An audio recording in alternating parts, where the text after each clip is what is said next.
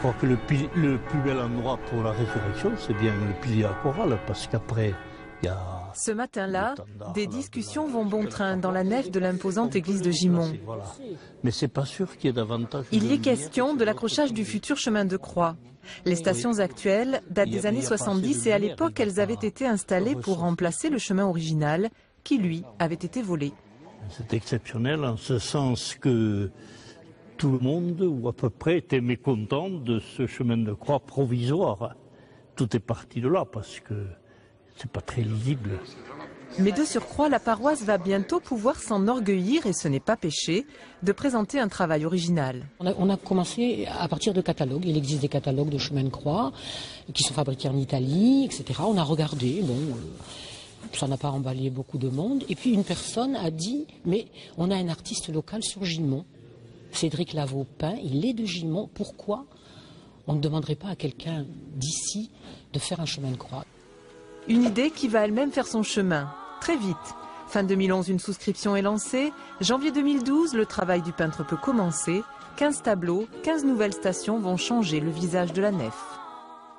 Je crois que ça fera chaud à l'église, parce que d'abord, je sais pas, mais puis il y a de la couleur, quoi, hein, et que ça apportera de la vie à ces murs, je crois. Puis après, évidemment, il y a toute la signification du chemin de croix.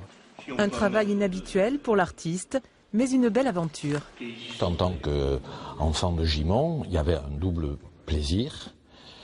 Et pour rebondir sur le chaud au cœur qu'a dit Monsieur l'abbé tout à l'heure, ben oui, ça me fait chaud au cœur de laisser 15 tableaux. Pour moi, c'est une exposition permanente aussi. Cela fait 1 an que Cédric Lavaux travaille dans son atelier à quelques mètres de l'église sur une œuvre qui donne libre cours à son inspiration et à son art. La notoriété de Cédric Lavaux s'est construite sur son œuvre autour de la tauromachie. Mais depuis plusieurs mois, l'artiste vit au rythme de la Passion du Christ, lecture de textes, recherche iconographique et longue présence devant son chevalet. Le chemin de croix commandé par la paroisse occupe tout son temps. J'ai l'habitude, entre autres, de travailler sur commande.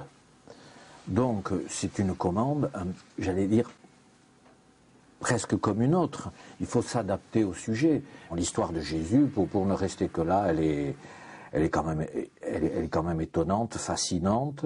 Donc, c'est quand même un super thème à traiter. Et oui, après, moi, je me lève. Et puis, je vais regarder, quand même. Parce que je vois pas ce que je fais. Mais il y a du taf. 1 an de travail pour 15 toiles. Quel que soit le thème, la facture de Cédric Lavaux est particulière. Il s'attache aux détails, aux fragments. J'ai préféré faire des tableaux différents pour que l'œil ne s'habitue pas à une image déjà connue. Comme ça, à chaque tableau, tiens, il y a du nouveau, il y a aucun de mes Christ n'ont le même visage. Le seul dénominateur commun, c'est la robe rouge. Le peintre avait un cahier des charges précis, des toiles lisibles et expressives, fidèles au chemin de croix traditionnel de l'église, et une 15e station, une résurrection. Un chemin de croix n'en compte que 14 habituellement. Cette résurrection, c'est assez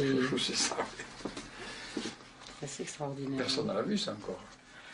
C'est un ravissement, c'est quelque chose de... Et même au niveau de ma foi propre, quoi, je m'y retrouve vraiment... C'est un événement pour Gimont, oui, surtout pour la paroisse, mais même pour les Gimontois. Parce que je pense que la nef de l'église sera transformée par cette présence des tableaux. Ça va illuminer, ça va amener de la couleur, ça va amener de l'interrogation, ça va amener, oui, une chose importante à mon sens. Un chemin qui n'a pas de prix pour les paroissiens. Aucun d'entre eux ne voudra nous donner le montant de la commande, mais chacun va y retrouver son compte. C'est un jour important pour l'église de Gimont. Au sein de l'édifice du XIVe siècle, c'est au tour des employés municipaux d'être à l'œuvre.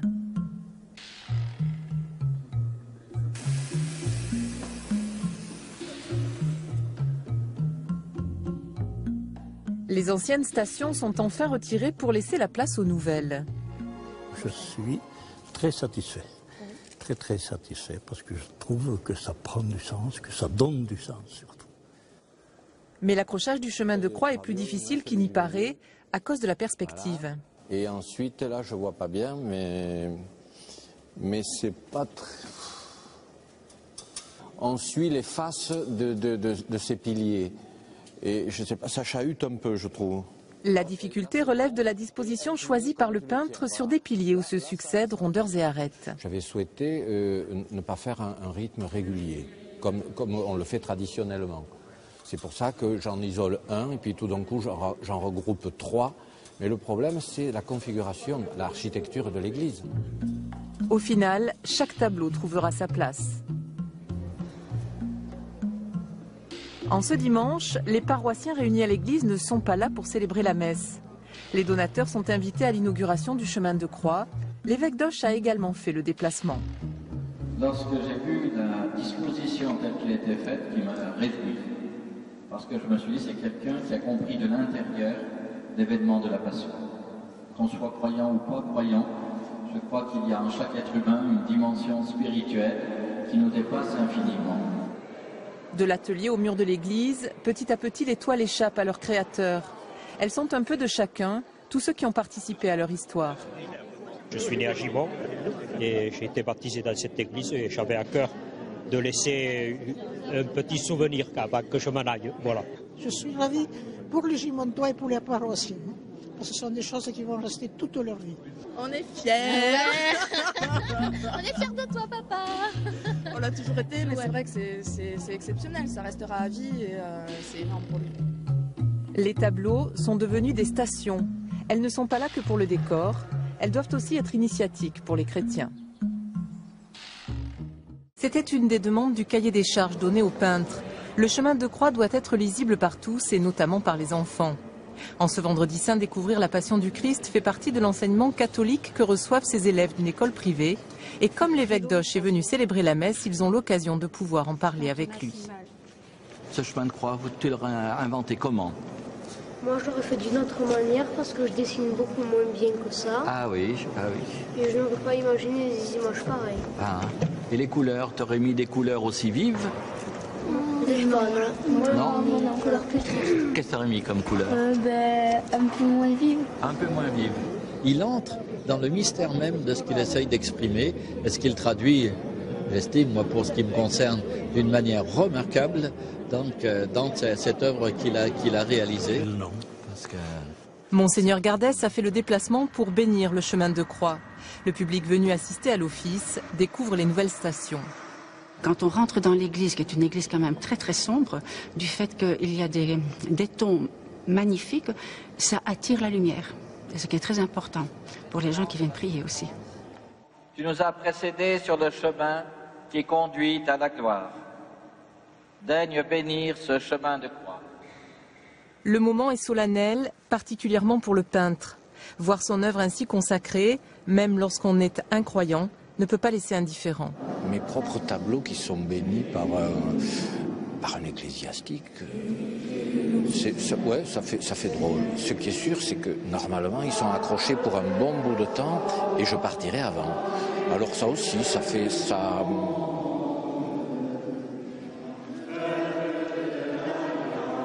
Comme le veut la tradition catholique, le vendredi saint, les fidèles vont parcourir le chemin de croix en s'arrêtant devant toutes les stations.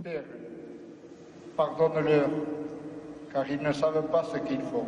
La Passion du Christ, désormais racontée en couleurs, les comble de joie. Ça rajeunit un petit peu l'ancien chemin de croix qui existait. Ça appelle, et c'est vrai, c'est centré sur un point fort de chaque station. Et ça, c'est fort. À Gimont, on n'a pas fini de parler du chemin de croix. L'œuvre interpelle, dérange, mais elle reste le fruit de la démarche originale des paroissiens et d'une histoire entre un peintre et sa ville natale.